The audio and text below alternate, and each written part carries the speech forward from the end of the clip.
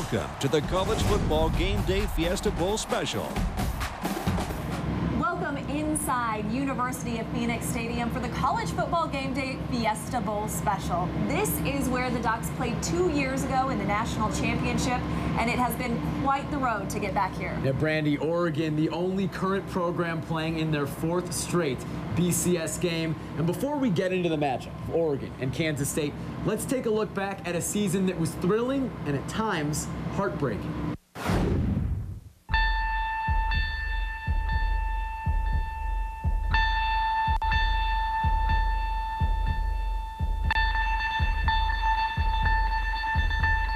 Let's get her going. The 2012 Oregon football season. Mariota back to throw, sets a lot of time for the end zone, caught, touchdown. Here's the keep, throwing left, back to the end zone, touchdown Huff. That's the toughest throw for a quarterback to make. Mariota to throw again, over the middle, touchdown Anthony Thomas. That ball has to be right on the money, and that's where Marcus Mariota puts it. My dad always used to tell me when I was playing, high school football, that nerves is a good thing. I mean, I had so much fun out there today.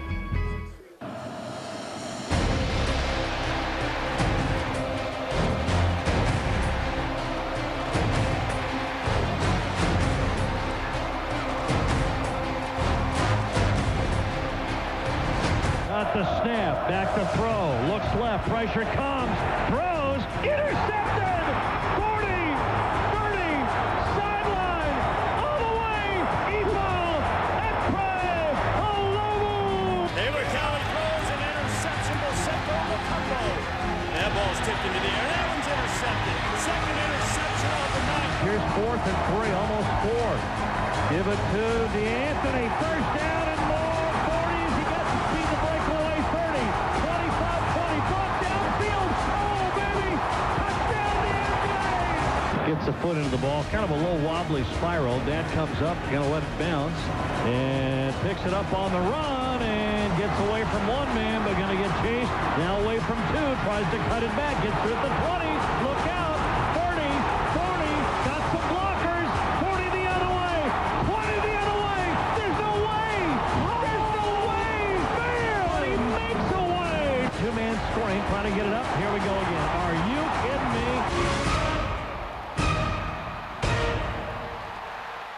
Sellout crowd in attendance, folks. Over 93,000 ready to watch a big one. Varner with the first down and more. Pops it outside to the corner. Kenyon Varner, touchdown, Oregon. Kenyon Varner again. That's number 5. As Oregon wins it 62-51 on the road. Wide receiver screen is set up, but that ball is intercepted. That is Lacombo. In quick order is Josh Huff. Sudden change, sudden impact, touchdown Oregon.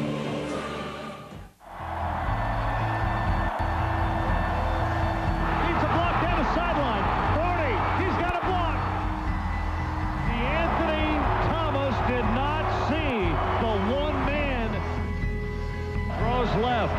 It is incomplete. Bobbling this as he comes down. So let's assume even if the right shoulder is down, when does he have the football? Touchdown. Snap, placement, kick is up. It's long enough.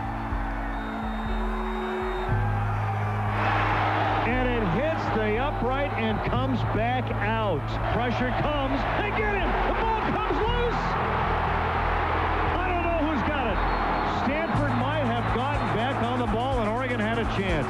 Snap, placement, kick, punched up, plenty long enough. And it is over. Stanford has upset Oregon.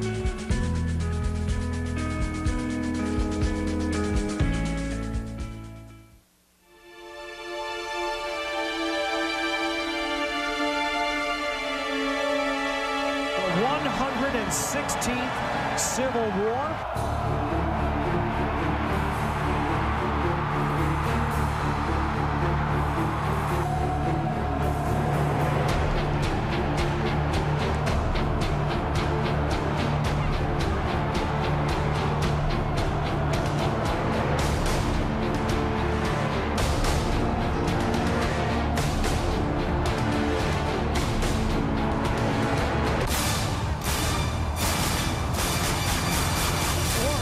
on to win its 5th straight Civil War.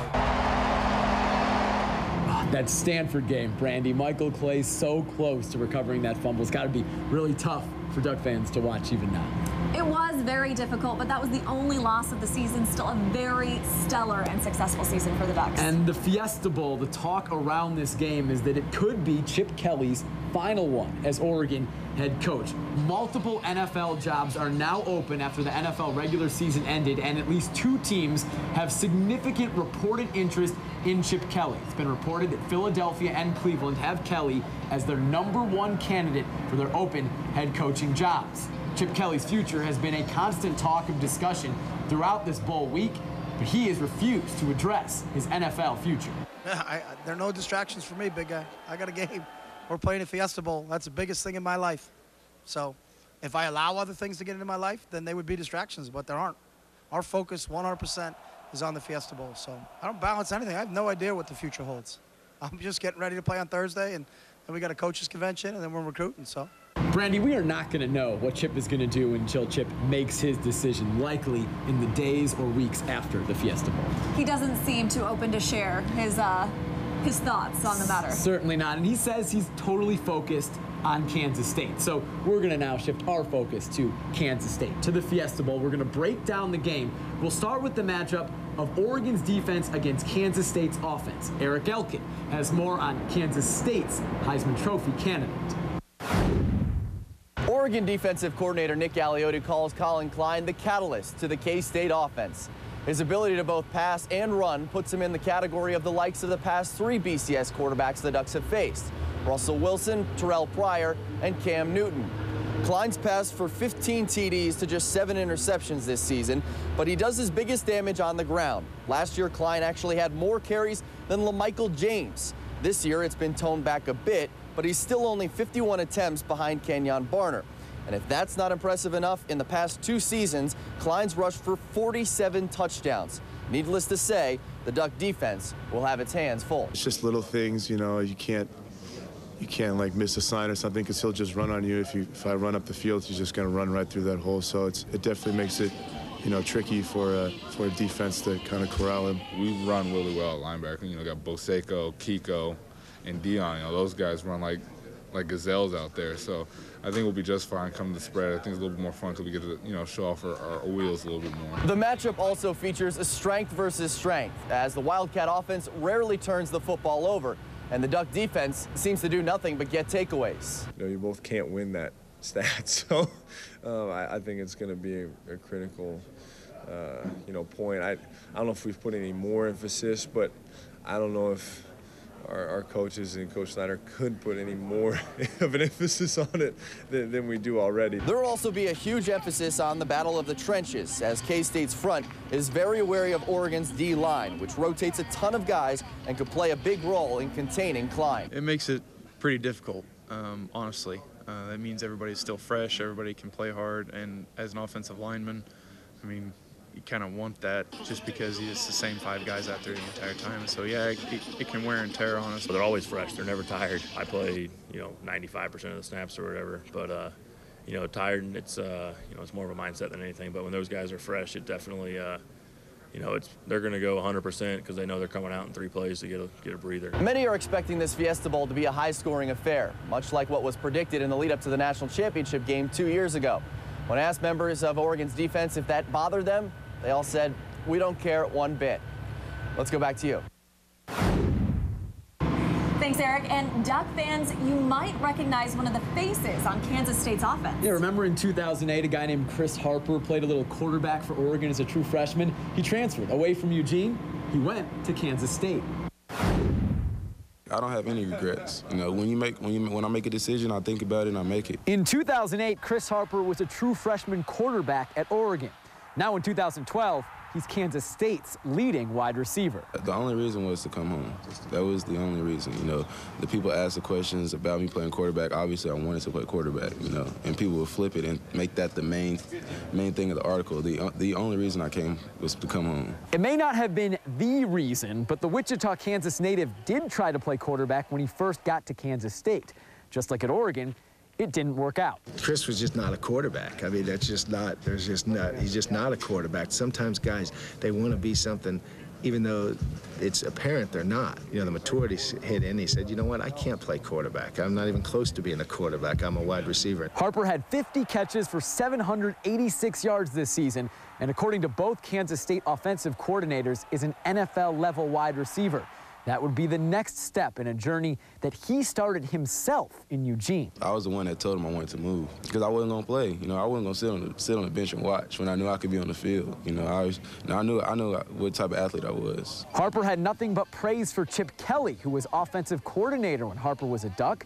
He said Kelly is a bit different than his current boss, Bill Snyder. He got that, I guess, swag. I mean, you don't use that for a coach. You know, I really don't like the swag word. I think it's kind of overused, but he has, you know, this kind of little aura about him, you know, that's what I liked about him the most. Less than 2 seasons after leaving Eugene, Harper watched his former teammates play in the national championship game. He called it bittersweet, but it was some friends and family, not Harper, that were caught up in what could have been. You know, I heard a little bit about guys, you know, second guessing it, but those are the same people asking for tickets now that didn't get tickets. But like Harper said, no regrets. He's a guy who was clearly at peace with where his football journey has taken him. Chris Harper is still close with a few guys on the Ducks. There aren't many left from the 2008 team. One of those guys, Kenyon Barner, says he and Harper text all the time. I asked Chris Harper when the last time he saw Kenyon was. He said it was back in Eugene, but he sees him all the time on TV. Right, he gets plenty of opportunities for that. Well, coming up, we are going to take you inside the best of Media Day. Are you quite the fisherman? Yes. Hopefully one day I can go pro. But after the break, we'll flip the matchup, how Kansas State's defense thinks they can stop Oregon's blur offense. Quarterback sack. Number 42. Welcome back inside University of Phoenix Stadium, where the Oregon Ducks will take on the Kansas State Wildcats tomorrow night. Earlier in the show, we talked about how Oregon's defense matches up with Kansas State's offense. Now, our own Erik Elken has more on what the Wildcat defense thinks about Oregon's vaunted offense. There are plenty of matchups in this Fiesta Bowl, but perhaps none more intriguing than the Duck offense versus the Wildcat defense. K-State's D centers around 2 of its leaders, safety Ty Zimmerman, who said he expects to return from injury, and linebacker Arthur Brown, who Chip Kelly has already said will be the best linebacker the Ducks face all season. He's the smartest player I've probably seen so far in my young career. His preparation, it shows how well he prepares, and on the snap of the ball, he knows where the ball is. He knows what play we're running. It's crazy. He's one of those guys, you know, him, and then you see that number flash, and then 2, just the single-digit part of it, and you'll see 4, you know, and you're like, okay, that has to be 2, because he was on, you know, he started on this side of the field. There's no way that can be 4, and it is. They're very disciplined. You know, they'll line up, and you know, they'll hit you in the mouth, and you know, that's the kind of stuff we got to be prepared for. When it comes to their defense, knowing when they're coming and when they're not coming, and reading the proper keys, you know, because these guys, they're very active and they're always making plays in the backfield. Their front forward, extremely big, very powerful, and run stoppers. K-State faces the tall task of trying to stop, or at least slow down, the potent Duck offense, which only a few teams have been able to do over the past 4 years. And that offense hasn't made life easy for the Wildcats over the past month. He keeps me up late at night. I'm talking about Chip Kelly. He's kept me up a lot. But that's okay. That's just respect. He's made my life miserable, but that's all right. You know, they just blow everybody out. You know, our powered offense, you know, just really want to take control of the game, and that's as a defense we have to maintain that control. You know, we have to control, you know, from a scheme point of view. You know, their passing game, but they're a spread offense who likes to run the ball as well. So definitely, you know, achieving our goal of stopping the run. I think Stanford's really similar to, you know, how we play, just, you know, being able to get lined up right. They got great athletes at Stanford, and they were able to contain Oregon pretty well, and that's a big film that we've been watching a lot, just seeing some of their schemes and seeing what they do and how well they played against them. I asked K-State defensive coordinator Tom Hayes if he expects this game to be a shootout. He paused, smiled, and said, "It might be, but as long as we have one more point at the end of the game, that's okay with me." Jake, Brandi, back to you. Lean on me When you're not strong, I'll be your friend. Media Day is always the most fun day of any BCS Bowl week. Coming up later in the show, the best of the 2013 Fiesta Bowl's Media Day with Oregon and Kansas State. And the University of Phoenix Stadium is just 6 years old. We'll take you inside one of the most high-tech stadiums in the entire country.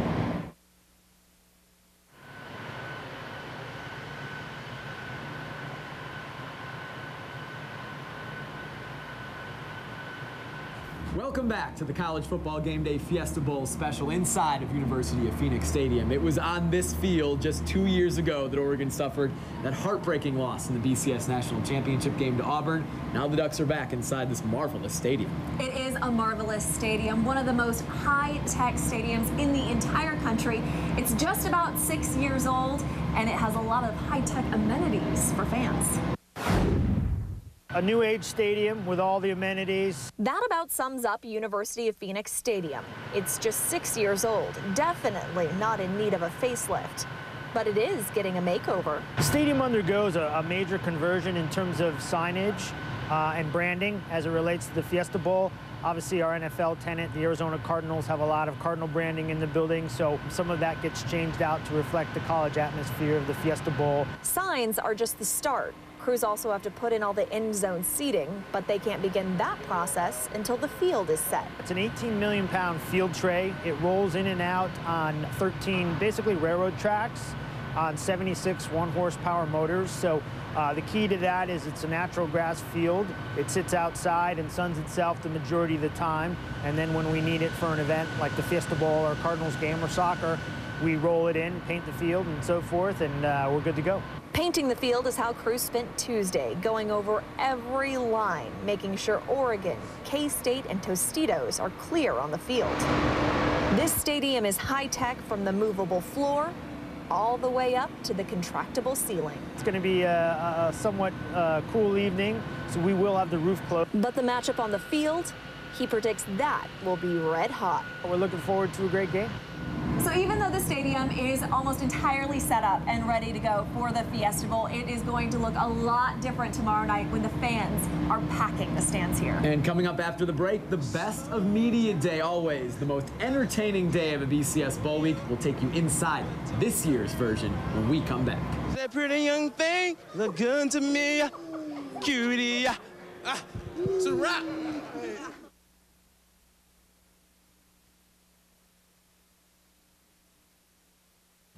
Welcome back to the College Football Game Day Fiesta Bowl special here inside University of Phoenix Stadium. There's been a lot of fun leading up to the game, but possibly no more fun was had than on Media Day. And that's always the case. It's the best day of any BCS Bowl week, in my opinion. This year was no different. Here's the best of Media Day. Who has the best Twitter game on this team? I think DeAnthony's Twitter is hilarious because everything he tweets is in capital letters. So I always envision DeAnthony screaming his tweets. Why do you choose to tweet in caps lock? I just started this when I was a junior in high school, just to be different, you know, just to have a little flavor or something to my style. Just roll whenever. Are you quite the fisherman? Yes. Hopefully one day I can go pro. What was your favorite steak last night? Filet mignon. The filet mignon. Did you like the bacon wrap filet mignon? I didn't have it. I didn't know they had it. I'm kind of disappointed now. I didn't know. You should be disappointed because it was delicious. As you can see by such his phenomenal stature, I mean, he's an Adonis of a man. You know, I was a goalie in soccer. I was a soccer player, and there's not much of a market out there for 5'8" goalies who can't jump. Can you give us a sample of your laugh? Jackson Rice, you know, I just want to be a reporter. Ron Burgundy. I'm thinking of a number 1 or 2. 1. It was 2. All my life, I know you want to leave me, but I refuse to let you go. But don't turn around, because that pretty young thing look good to me, cutie. It's a wrap. Oh, I was feeling good, yeah. We're going to take some Pepto-Bismol before we go to practice. We always have Tums, so I'm going to take some Tums, and then I'm just going to kind of waddle out to practice and see how it goes. Can you throw Ryan around? We never really wrestled. I think he was all California wrestler. I never wrestled in high school, so he probably knows all kinds of holds and stuff. He said that you wrestled in high school, though, so it wouldn't be a fair fight because he didn't wrestle in high school. What happened is I lied to him, and I told him that I won California wrestling. But in high school, I only wrestled one match, and I got disqualified, I think, because I think I hit the guy, and I didn't want to wear a unitard because I was like 320 pounds in high school. So I didn't want to wear that thing. But he thinks that I won state of California, so we got to keep that rumor alive. I won't go tell him, but he did tell us that 10 minutes ago that you won state in California. Yeah, so you got to watch out, man. It looked like you and Erik and all of the athletes had a lot of fun on media day. It always is a great time. And that will do it for the College Football Game Day